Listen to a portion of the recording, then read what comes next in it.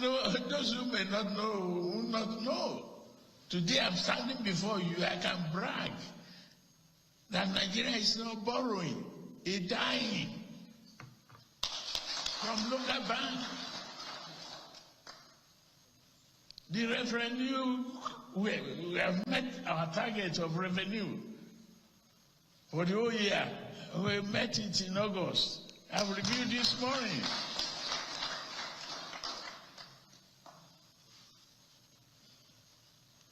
Non-oil.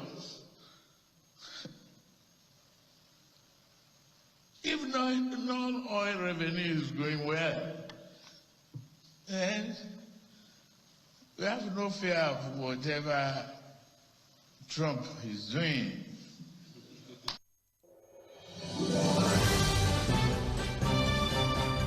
Welcome back. Well, that is the voice of President Bola Ahmed Tinubu, where he was addressing stakeholders at the Buhari organization. They did visit him at the presidential villa, and he did have a lengthy speech. But the fact that the part that stood out for a lot of people was his announcement that we're not borrowing anymore from local banks. We've met our targeted revenue generation.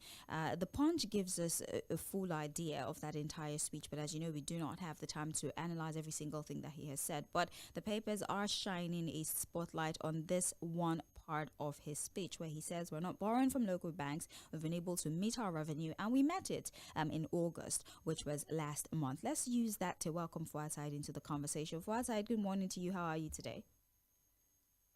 Good morning, Sage. I'm good. How are you doing? I'm doing great. I'm opening the conversation with a statement credited to the president. So just to give proper context before we bring Fᴜᴜᴜ in, I'll just give you the information provided by the newspaper, The Punch. Now, although The Punch is giving an estimation of our appropriation for 2025, yes, as something that is not 54.5 trillion naira, but we do know that our budget for 2025, 54.99 trillion is what we had, and the projected revenue for the year was 41.91 trillion. That was the projected revenue for this year. So the president said that in August they've been able to reach that projected revenue, and they're not borrowing money from local banks. I would like to highlight, if you need that information for your analysis, that our total public debt currently stands at 149.39 trillion naira as at March of 2025. Of course, we still have a budget deficit of about 13.08 trillion naira. And inflation rate is supposed to be 15. As we know, it's still something around 24, 26 after the rebasing endeavor. Fᴜᴜᴜ, what are your thoughts about the comments by the president and the reality that we have on ground with the figures that I just reeled out? Well, again, I'd like marking it himself and giving himself his own score as he deems fit. Again, the speech of the president on this particular issue of revenue targets and the fact that whatever they are projected for 2025 has been met, you still have to probe it and ask some very important questions to know whether there's a tendency for disinformation, half-truths, or we can just take it and say, oh, well, this is what it is. Because again, the president said, look, we are going up. We are making progress. And I look, our revenue target, I always told you about the revenue drive of this administration. It's been from day one all about revenue. We need to make more money. But the question is to what end? And so if the president is saying that, look, we've met our revenue target for non-oil sector. So it could mean that, look, because again, when you look at our revenue target, a larger chunk of our revenue normally comes from the oil sector. So it could be that cumulatively, that's why I thought, like we always say, the devil is in the detail. It could be that cumulatively, the revenue target, both oil and non-oil sector, may not have been met. But those that today targeted for the non-oil sector have been met. Okay. So that would be You understand? For sake of 18 trillion. you get it. You now get it. So the question is, for the oil sector, what were the revenue targets? Have they been met? So it could mean that, look, again, if you look at our oil sector projections in terms of revenue projections, you know that, look, we are still running short of what we are targeted. I think the benchmark was $75 per barrel. Yeah. We're looking at about 1.8 million barrels, 1.8 million barrels per day. We are not able to really do that. So we don't have clarity as to what has happened with the oil sector. But if the president is saying, oh, we've been able to meet our revenue targets in the non-oil sector, then we need a further breakdown. Which part of the non-oil sector is he talking about? Most likely, your guess my guess would be that, look, he's talking about taxes, tariffs, right? Yeah. Levies. And the question again is, the non-oil revenue we're talking about are majorly coming from custom duties, power sector tariffs, levies, taxes, and what have you. The question again is, to what end? Who are the people bearing the brunt? Which sectors are suffering the brunt of this aggressive revenue drive? You and I, every day we open the paper, the manufacturers are complaining. The pharmaceutical sector is groaning. Importers are complaining. Ordinary Nigerians are made to feel the brunt and pain of this aggressive revenue. Then the question now is this: now that these monies are available to government, to the point where what they were looking for in 1 year, they already saw it in August, how has it impacted the lives of the people? Because at the end of the day, the basic job of government is to make life more meaningful for the people. So the question is, now that we have a government that is solely intended and focused on making money, the question is, now that these monies are available, how far have these monies translated into better living for the people? If they have not been able to do that, what are the projections? What are the clear timelines to say, oh, with what we've been able to achieve, I can tell you that in the next 2 years, this, and this would happen, and Nigerians will begin to feel the impact of this government and then bring the dividends of democracy back home to the people. Do we have that in the statement of the president? Let people begin to think along that line. The other question is this, Sage, and that is the issue of, oh, we are no longer borrowing. We knew what the debt profile of the country was when this government came 2 years ago. We know what it is now. So the question, and I think we've had this conversation several times, between local borrowing and foreign borrowing, which one is more problematic? Foreign borrowing is actually very problematic because it's contingent on the fluctuations in currency. Forex issues, yeah. and whether we like it or not. So if the president said we're no longer borrowing, but I like the fact that, look, when he said, oh, we're no longer borrowing, I'm sure a lot of people in the hall would have had their heart in their mouth. But like, Fuad, I'm sorry, forgive yeah. me. Yeah. He says we are not borrowing from local banks. Yes, I'm going there. That's why I said that, look, if we're not borrowing from our local bank, but we're still borrowing heavily. Yeah, from foreign sources. From foreign institutions. When I say heavily, the borrowing pattern has shown almost triple of what we were borrowing before. So is it that we left the local borrowing to focus more on the foreign borrowing, which in several analyses from experts have shown that, look, it could pose more problems for us ahead than even the ones who borrow locally. Yes. Because those borrowings are domesticated in foreign currency. And so long as our currency continues to, again, we talk about stability. What stability are we talking about with our foreign exchange? That we've now been able to peg it. Is the effect of that on businesses. So, again, at the end of the day, the president thinks he's doing well. His handlers think he's done wonderfully well. But again, it is not left for Nigerians to listen to the president and look at their own reality and say, oh, whatever the president thinks he has achieved, to what end? And the basic truth of when this government came into power. It's a very simple thing. You know, we can continue to argue about data, about things. Our own reality is different from mine. See, And so for everybody that is listening to what the president has said, ask yourself, all of power, have you gotten better with your life? Have you gotten better with you? And then from day one has shown his hand. You know, he has shown his hand where he was going. I told you from day one, the idea of the government was clear. Go after money, take from the people, make more money from government, with the hope that the more money will be available and made available to people. Because again, their welfare package is a complete mess. Our institutions are non-functional. If you understand what it means to run a functional educational institution, our health sector is a complete mess as we speak. In reality, if you understand what it means, all the money the government has been able to make, the question is, how have they been able to use the money to better the lives of the people? If they have not been able to do that now, what are the clear timelines? And what are they really going to be doing to say, oh, in the next 2, 3, 4, 5 years, these are things that we will do to improve the living standards of the people. As we speak, poverty keeps spreading. People are getting more into poverty, despite government projections of more revenue. It's unfortunate if you ask me. Right.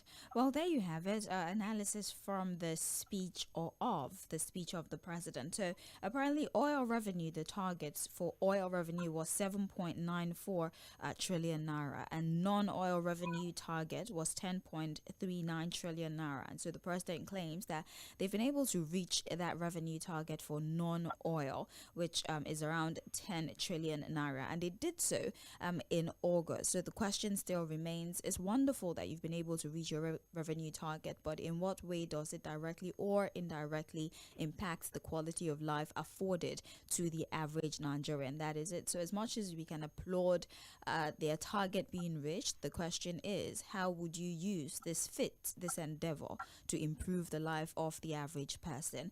Well, since we're talking about national issues and target being met and non-oil revenue, let's talk about CNG prices.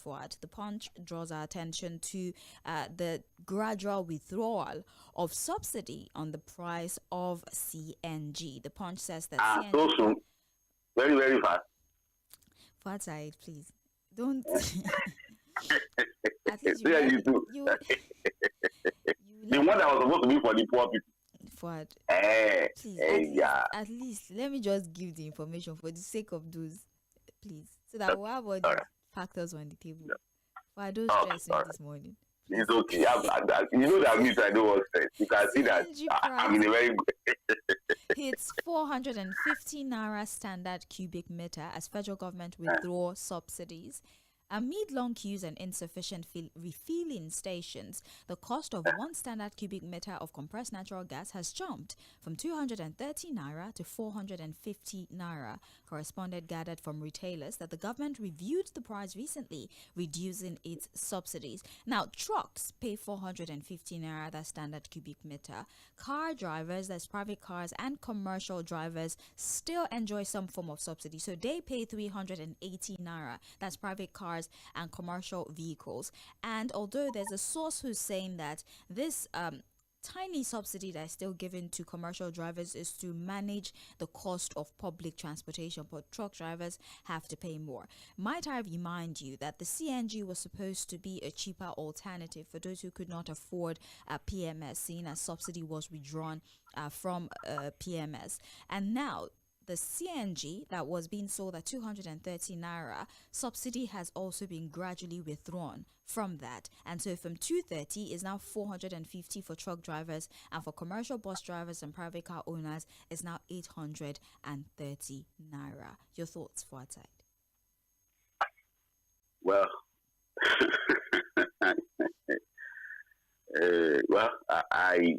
you should understand where I will be going with this. Of course.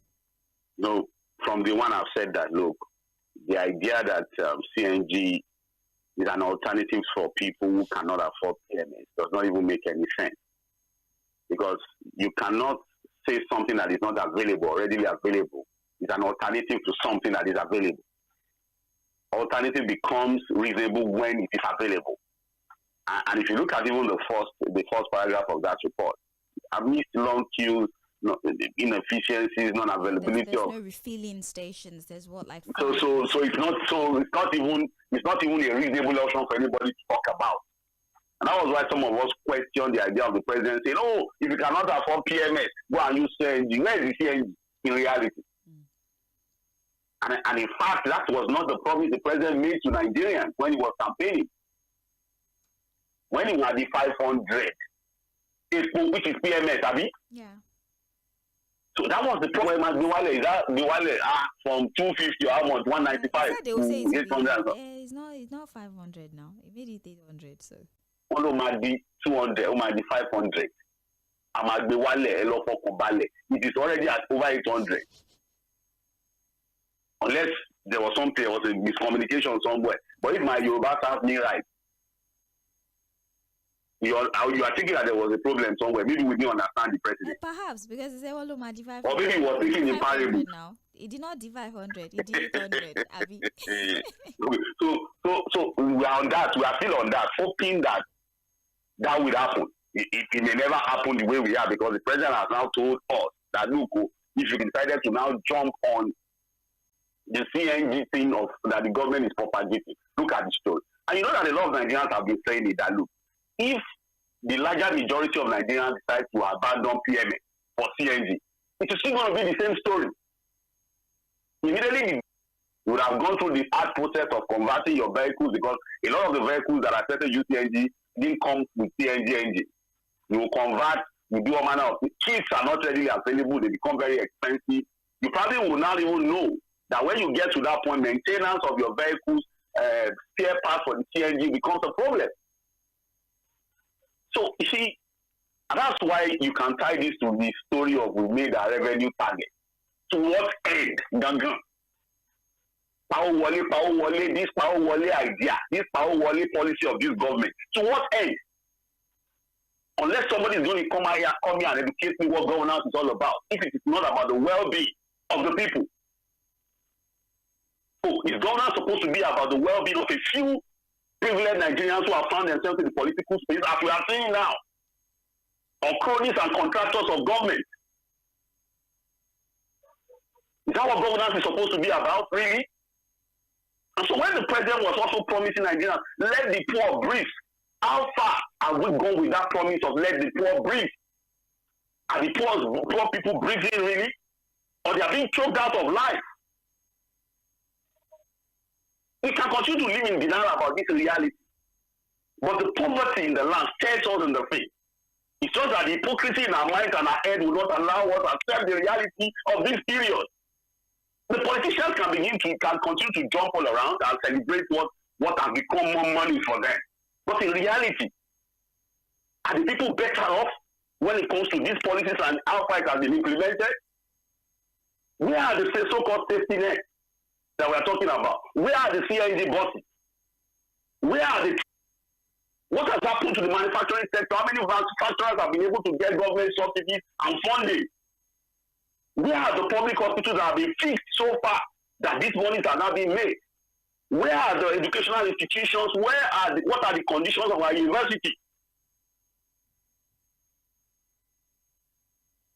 And now the CNG that they told the poor people to go and use, you see the problem. We're already moving close to a point where they will not be able to afford it. Is that what governance is all about in reality? Romanians of government. I don't blame the data boys too.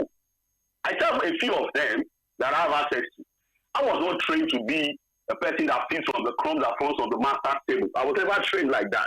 Some of us were trained by people who had pride, by people just on social media insulting everybody who calls to reason policies and ideas of government. But look at where we are.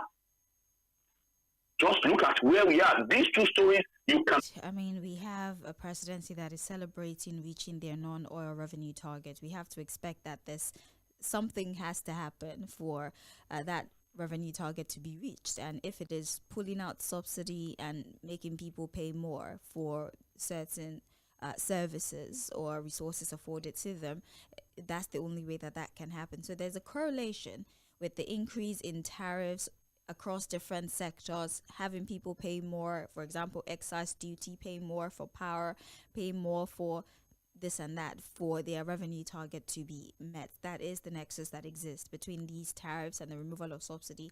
But to what end? That's the question. Exactly. That's so.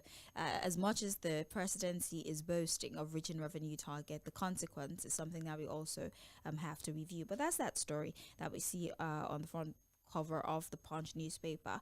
Let's talk about the power sector still. There's a little bit of let me call it a brouhaha between state regulators, state electricity regulators, and the distribution companies. That web page is not opening, but based on residual knowledge, because I had read that story earlier in the day, the situation here for outside is that DISCOs and the state electricity regulators are arguing about who has the authority to fix the tariff, how much people pay for power. The DISCOs and the state electricity regulators are arguing that it is not your responsibility. DISCOs are saying that, yes, the Electricity Act of 2025 gives states the ability to regulate their power market, but it does not exclusively give them any right to decide what the tariff will be. But the states are arguing that if we have the power to regulate our market, why then can we not decide what the tariff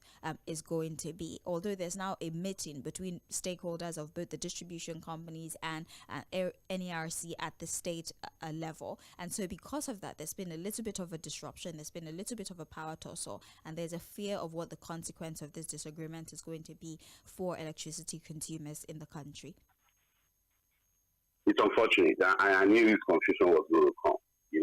When the Electricity Act was amended to allow for states to take over, the power sector, the energy sector in their respective states, I knew that, look, the transition was going to be a problem. Regulation at the state level was going to be a problem. And now look at where we are. Enugu State, I think, started this whole conversation when they decided to reduce their own tariffs on band A customers from, I think, 209 to 160 kilowatt per hour. And you had DISCO say, no, we aren't going to do that. That's not cost reflective. We have the useless DISCOs who always talk about cost reflective tariff. They are never about service reflective tariff. Service delivery is not their problem. I'm sure you know. Right. When it comes to the power sector, the DISCOs are so useless, completely useless to the point where the only thing they talk about, and luckily they have a minister of power that continues to enable them. For whatever reason, we don't know. But luckily they have a minister of power who is more on the side of these guys who are stealing from Nigerians than to work with Nigerians who is supposed to serve. So he continues to enable them as they continue their useless arguments about cost-reflective tariff rather than focusing on the service-reflective tariff that will make them to make the money they want to make by working and giving Nigerians the service they are supposed to get. Look at where we are now. If you read the story very well, Sage, you saw that NEC is even appealing to the DISCOs. Respect the state electricity regulatory commissions. Go and respect them. So they are even begging the DISCOs now. Those were people that their licenses were supposed to have been withdrawn. And it was extended. After 10 years of completing efficiency, complete useless delivery of service, fraudulent delivery of service, they were extended again, and now they've now gotten to the point where they can no longer be controlled. And then the argument is that the regulator cannot determine your tariff. So what then is the regulator regulate? Even in the telecom sector, didn't we see when there was going to be increase in tariff? Was it not regulated, determined for them eventually? Yeah, a benchmark was set. The benchmark was set. But you look at where we are. You now have a situation where the NEC, we have a case on this same matter. NEC is now even begging this to go and respect them, respect the state electricity regulatory commission. So you see that we are trapped as a people who are not careful. These guys, and do you know why we have this mess? By the time you check, you remove the veil of these so-called DISCOs, the so-called regulatory commissions, the people at the GENCO. The reality is that there are too many vested interests. So you have people in government who have put their proxies to buy these things. They need to protect their own interests. I was told recently that one of the DISCOs in Lagos, the new people who bought it, the only thing they tell their staff is go and make money. Just go and make money. And you ask yourself, what have they invested in the business? They want to make money. One of the DISCOs in Lagos, has just been bought by a new investor. and it just go and make money, just go and make money from the people. The same people are still buying their own transformers. Say it's just a little fault on our own power supply. Just cables fault. For almost 1 week now, they have not been able to fix it, and we are bad customers. And this is the same people that will come and argue about cost-effective tariffs. But when it comes to service delivery and the provision of materials and facilities to deliver on the service, they are nowhere to be found. And you have a minister who is enabling them. That's why I keep telling all your people. They are coming, that they want to come and become governor. They will get So that's where we are. The NEC is now begging these schools that respect state elections. We have our petition before the Lagos State Electoral Commission anyway. And we are waiting to see how they are going to be able to handle it. Whether they actually lame dogs or a toothless bulldog. And they will not be able to correct and regulate the Ikeja electric, who is practically stealing from the people. Well, that's that report. And we are talking about we have made all money. We are making a revenue target. Look at the reality of Nigeria as against government making money.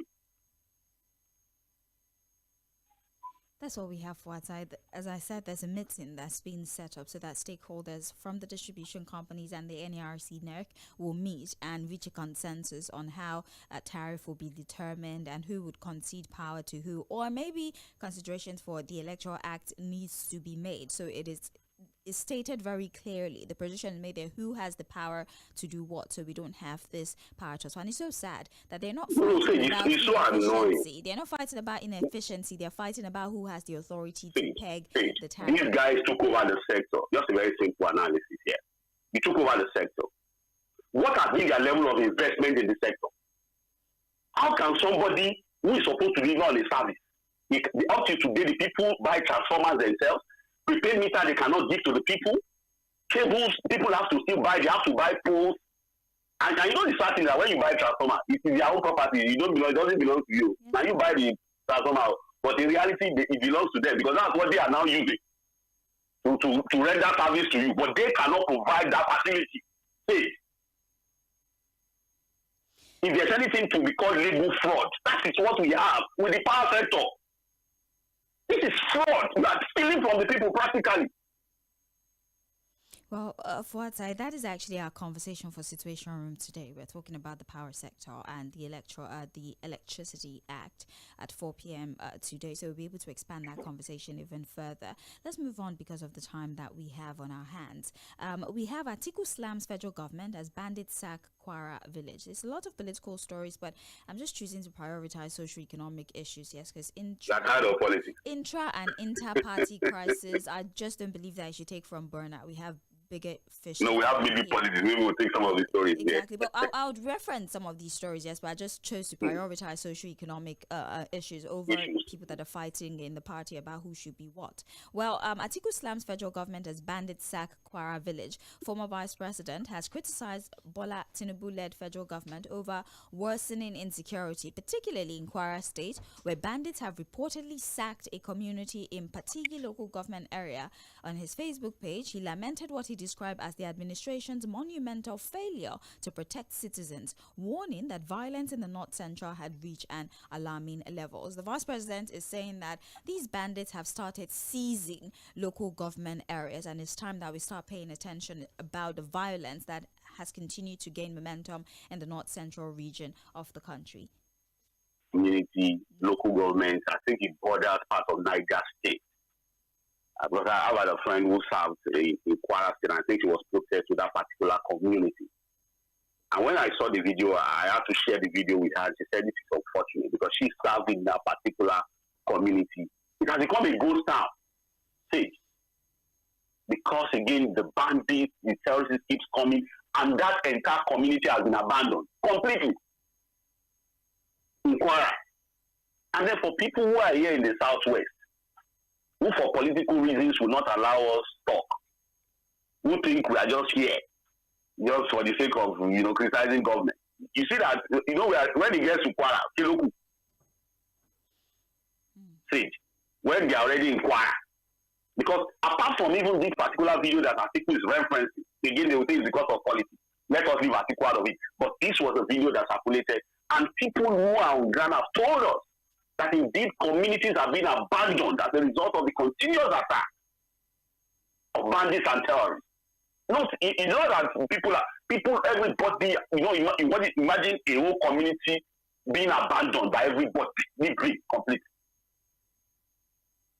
And as I speak to you, I still have a friend who has families who have been kidnapped. In fact, I think they were going for a wedding or a burial ceremony or something. About maybe 10 of the people were kidnapped. Maybe about 3 or 4 have been released when they contributed ransom. They paid about maybe 20 million naira. The others are still with the kidnappers as I speak. They were going to the Kwara or this Oru. I think they were going to somewhere in Oru or something for a burial ceremony.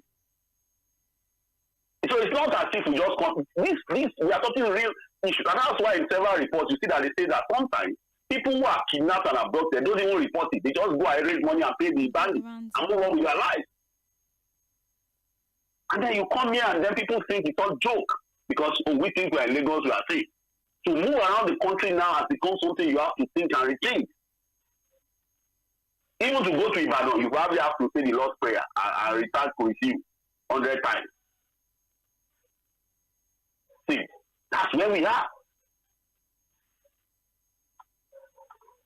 Well, it's a terrible situation, and we hope that we start to pay attention. The border porosity is actually a big problem, and that's why when things are happening in other regions, especially because of the interconnectedness that exists, when there's a problem in certain regions, they spill into other places. And as you said, they're already in Kwara State. We do not know the extent of their spread. We don't know how fast. They are very, very unfortunate. And I hope that we're able to overlook the political undertone that people often ascribe to comments that are being made by opposition, because they because it's in the opposition, it's trying to discredit the government. I hope that they're able to overlook that and actually pay attention to what he's trying to tell us here. There is a problem, especially with insecurity in different parts of the country that are now spilling from state to state. But for the sake of conversations this morning, let's talk a little bit about the PDP. Yes, Nyesom and PDP governors are at it again, especially with the upcoming convention that's supposed to happen in Oyo State. Wike's camp is demanding; they are making demands,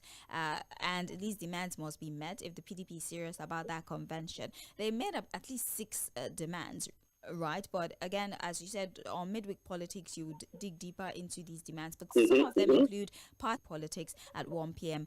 Today. But the governors are now saying enough is enough. I think the Guardian really gives us a deep understanding of the position of the PDP governors. They're saying Wike is plotting to factionalize PDP for APC deal. Damagom is saying PDP is broken and they are marching to reclaim power in 2027. Bode George is saying Wike should not be dignified with a response. Ajishafe appeals for unity, urges member to prioritize rescue in Nigeria. Fintiri to chair PDP convention organizing committee. So that's what we have one side. We have party members loyal to Nyesom Wike giving conditions before the party convention scheduled for Ibadan or your state can happen. They're saying that if they do not oblige them and meet all their demands, that convention will not happen. And so the question is, how is one man who is one leg into the party able to set conditions for an entire party and is telling them that if you do not do what I want, and those who are on my side wants, this convention that you're planning will not happen and it will not be dignified? Like they always say, be careful what you tolerate. Be careful what you encourage. And then be careful what you promote, because it may just come back to hurt you or haunt you. And so I when I look at people like Seyi Makinde, Governor Seyi Makinde, who is, are you with me, Sage? Yes, I'm with you. Yeah, when I look at people like Governor Seyi Makinde, who is here complaining, who is here, saying, he doesn't want to go into the gutters. They both were in the gutters before. And that's why, I think what Wike has done, basically, his ambition is clear. He's grappled in Rivers State. Everything was orchestrated, was planned by him, was set by him. And if you have in Rivers State 23 local governments and 20 have been handed over to the APC, see, what does that tell you? Maybe we can move on He's already telling you that, look, I just tell you that I be PDP, and it sounds my interest to still remain in the PDP and continue to scatter your party. In reality, to be able to do all of these things he's doing. Don't be saying he's really committed to anything with the PDP again. And unfortunately, there's nobody in the PDP now that Wike sees as anything.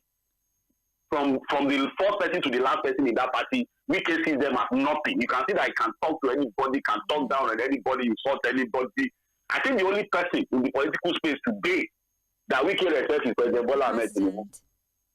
And the reason is because he knows that that's the only man that has got what it takes to mess him up completely if he misbehaves. He knows that whatever he has, his political relevance today, is dependent on the appointment that is given to him by the president and the state federal might that is put behind him to be able to do what he's doing. And so what he has done with the PDP is very simple. In fact, the only thing that remains to be said to the PDP is that, look, Wike commands you, Wike, don't PDP, don't present a candidate in 2027. That's the only thing he's there to say officially. But with his actions and the things he's doing, that is where he's working towards. He has already told them, and with the PDP are supporting the president. Unfortunately, there are also some people in the PDP who are still sitting down to say they want to rescue the PDP, who have also committed to the same thing. Governor Adeleke number 2. And others who are not talking, before you know it, if they don't listen to Wike, there's going to be a court order. It can be an ex parte order, a ruling from somewhere. You understand? Stopping the convention, and they will be on that case till eternity. Wike knows what he's saying, and that's why what he has done is that he has a dossier. He has listed different issues. So as they are some, before Atiku was the problem, Atiku left the party for him now. Now it's about what's it called? The Southeast and South South. Zoning, Congress, Central.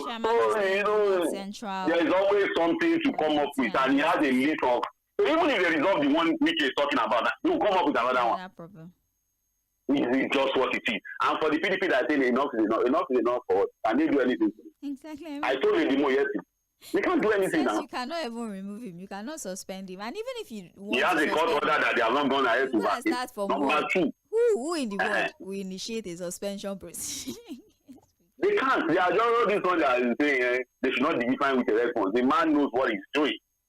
And that's why I say, anytime you are doing collaboration with somebody, think twice. People like Seyi Makinde, it would be nice for me to sit down with government and say, about our market now. The collabo you did before, look at where it has put you now. So you thought the man had your interest in mind. You didn't know it was just all about him and his personal ambition. And now the interests can no longer align. They want to start fighting. It would be nice to see the fight where it will end. It will be a beautiful fight.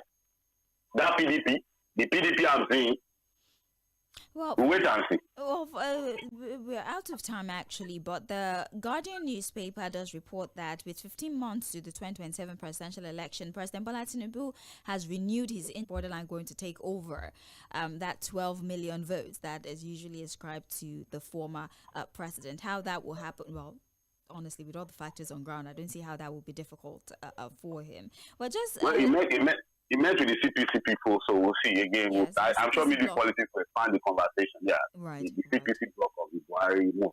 Right. Well, other headlines here before we go on a commercial break. Customs intercept firearm, 4,841 ammunition in the Southwest. And speaking of the Southwest, again, the Southwest is stopping the voter pre-registration. At least 2.5 million, I think, Osun State. And the continuous voter registration is currently ongoing. And the Southwest is stopping voter pre-registration. If that would amount to the amount of people that would actually come out to vote is yet to be seen. There's also the headline here.